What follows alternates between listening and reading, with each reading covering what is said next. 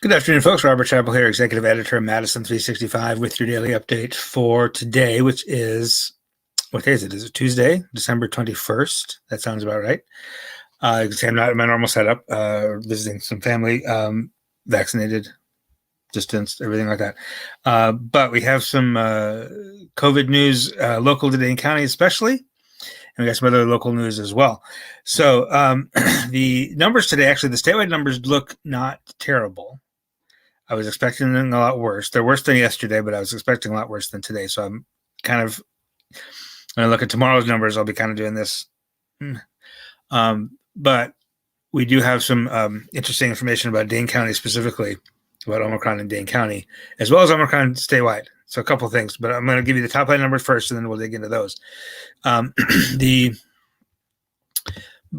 sort of the big numbers for Wisconsin, this is statewide now, okay, is the 7-day average of new cases of all variants, COVID-19, is, and now it's not loading for me, 3,315.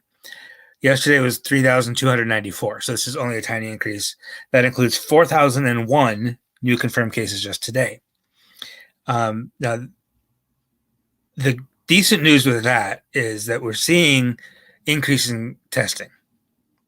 Okay, so we're getting more tests, but not seeing a huge increase in cases at this moment. We could see that tomorrow or the next day.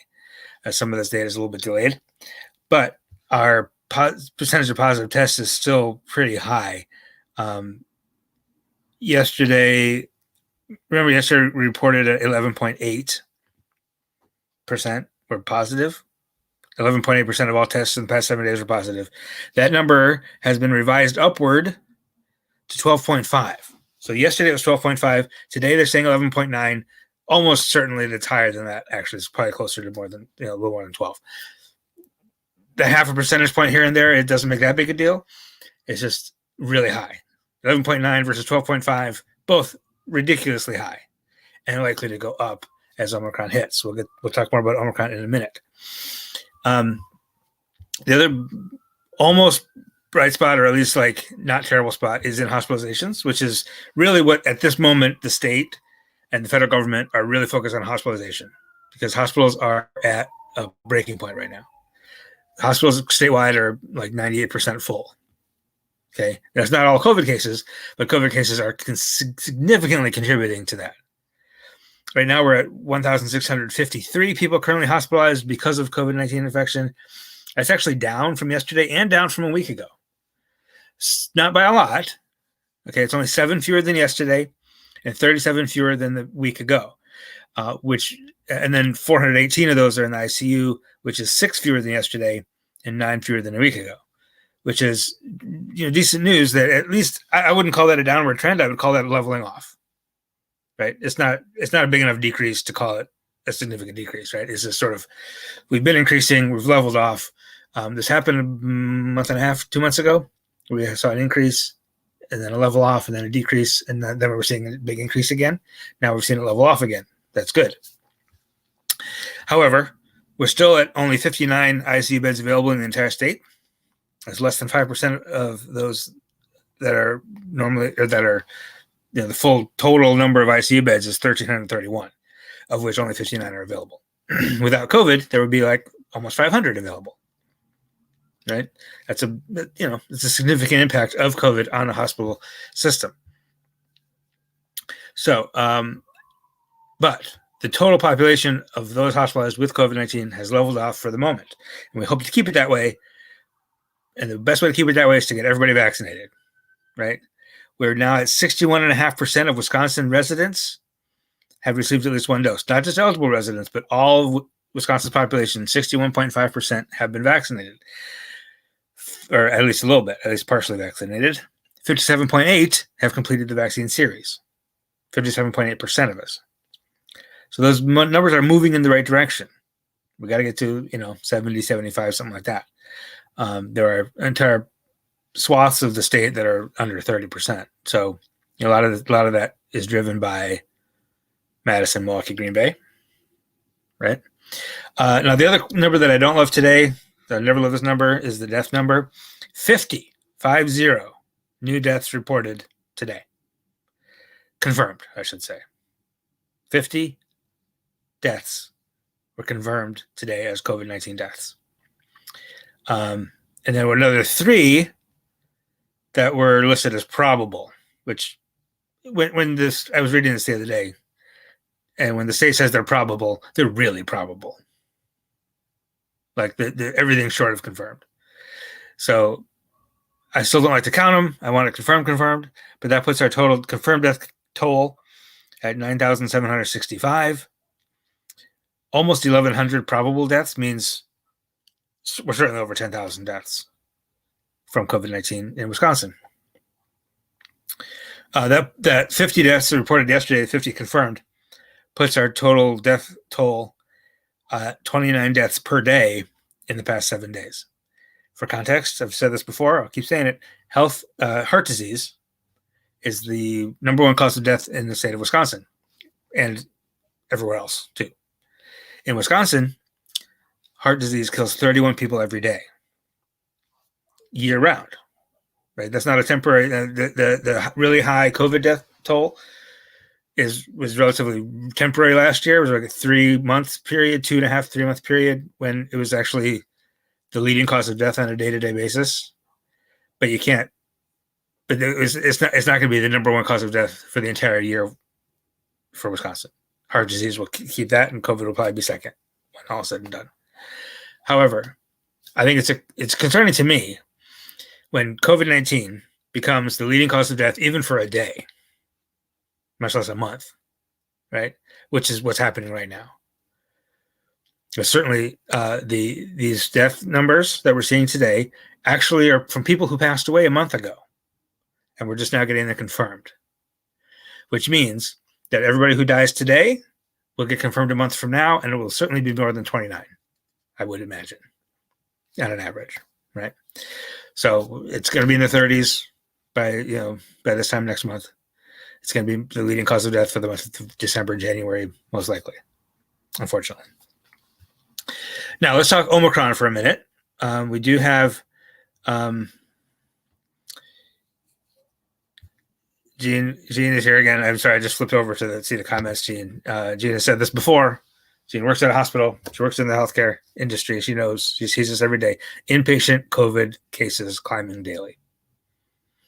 I don't doubt for 1 second that you're telling the truth, Jean. I'm giving you aggregate statewide data, which doesn't always necessarily reflect what's happening in a specific hospital or even a specific region. So I believe you 100%. And the only way, the really, when you look at Omicron, we'll talk about this in a second, the only way to get there to reduce that population is to vaccinate people, right? Because vaccines keep you out of the hospital if you get sick. Not only do they prevent you from getting it, but they keep you out of the hospital if you do get it. And that leaves the hospital beds open for people who are having heart attacks and cancer and knee replacements and all that stuff.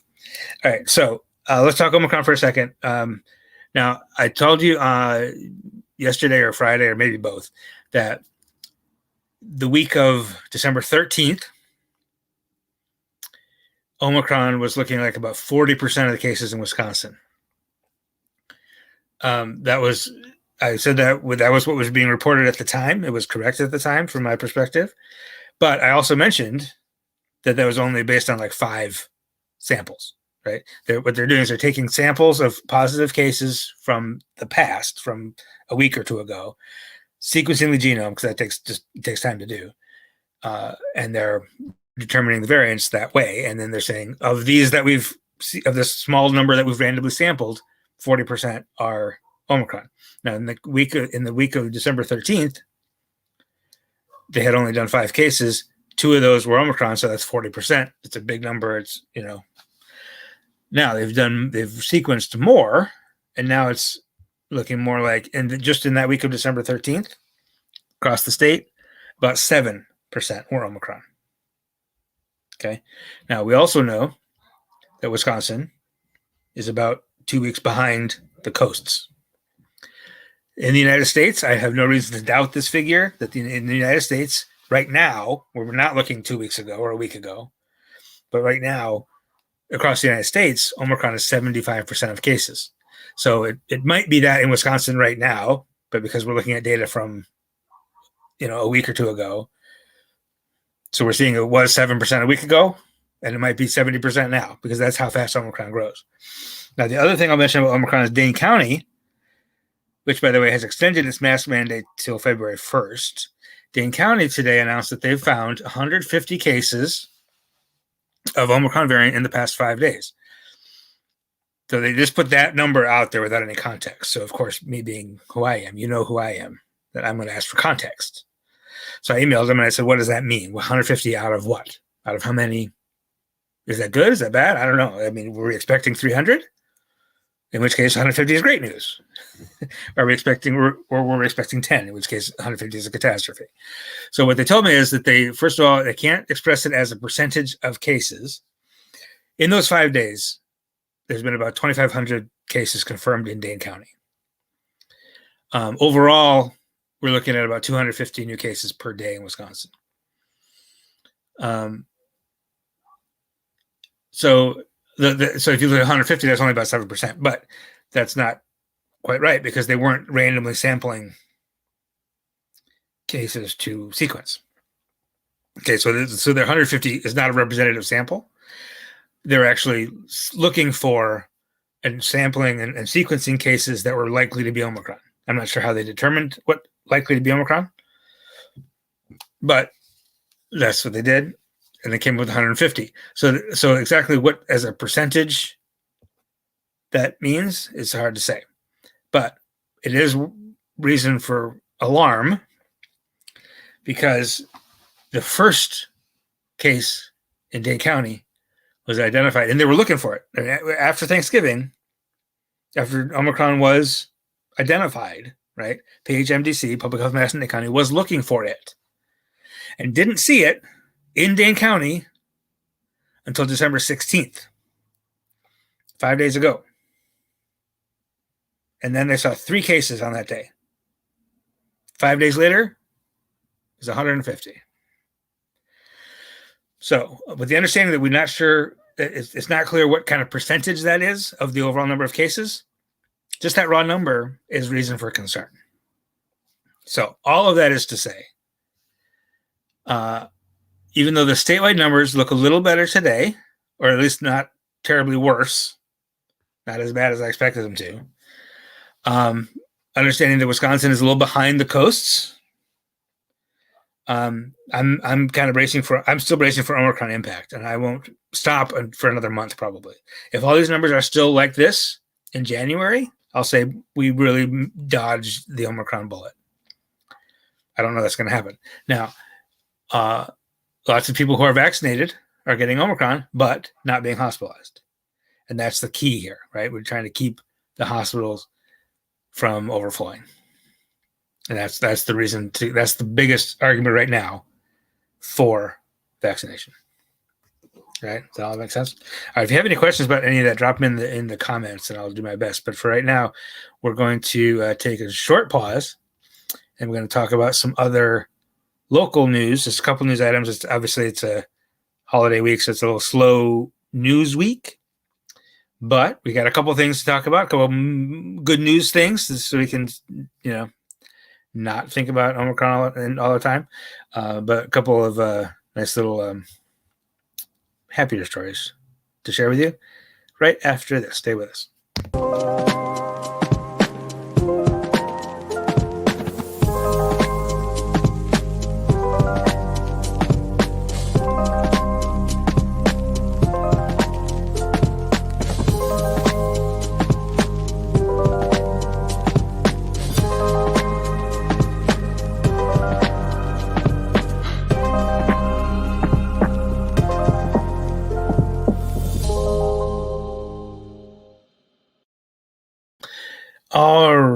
try this. And this is a new setup, so I'm not 100% sure this technology is going to work, but here we go. Let's try it.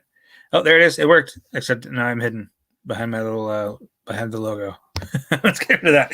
All right, Christian Enriquez, that dude in the middle there. This photo is him celebrating his first professional goal, which is the very last game of the season for Forward Madison. Scored on a banger of a free kick. I was there. I got the video of it. It was awesome. It has been announced that he will be coming back for the 2022 season. He is from San Diego. He played for 1904 San Diego in Nisa. He played for Portland Timbers 2. And he trained with them. He trained a little bit with San Diego Loyal and went to college at Cal Poly, played for the Mustangs up there, and got his first pro contract here in Madison last year, about 3 months into the season. Played in 15 games, had an 89% passer efficiency rating, and is coming back. One of 5 so far who have been announced as returning for Madison. We also learned that striker Jake Keegan, who came to Madison for one season from Greenville Triumph, is actually returning to Greenville Triumph. We learned that today as well. So best of luck to him. Also today we learned that W. Jerome Fauci Foundation, you might know, if you're from Madison, you know the name Jerry Fauci as the guy who put $105 million into building Overture Center for the Arts. He has put $1 million today into One City Schools, this is an artist rendering of that building. It's the former WPS building over in Monona. Pleasant Rowland, who is Jerry Fauci's wife, put up the $14 million to buy that building, which is just astonishing amount of money to buy a building to give to a school. One City Schools, you may know, is it's a charter school. Started out as basically a sort of early childhood education place on the South Side, catering specifically to families of color. It has earned a charter from the University of Wisconsin and is now serving 4K through 4th grade, and is expanding to 5th grade next year. And then it has just expanded to 5th grade, maybe? I think I'm getting that wrong. I think it just expanded to 5th grade for this year. Next year, its charter is expanding to full service, 4K through 12. And they're going to do that at this new campus, which is called the Pleasant T. Rowland Leadership Campus, after Pleasant Rowland, who obviously put up the money to buy the building. But obviously, you're transforming an office building into a school, and you got to operate the thing and maintain it and all that. So they're still obviously bringing in lots of donations and money. And Jerome Fauci Foundation put in $1 million today, or was just announced today, for that effort. That is all the news I have for you for today. We'll have, I'm just learning just right now, in fact, that I'll have another big-ish story for you tomorrow, maybe 1 or 2 big-ish stories tomorrow. So tune in tomorrow for those. We hope we'll continue to have not terrible COVID news for you tomorrow, but I'll be here, right around this time, tomorrow. So give us, tune in, enjoy yourself, take care of yourself. Hope you're getting some time off for this holiday season. Take care. We'll talk to you tomorrow. This is 365 Media.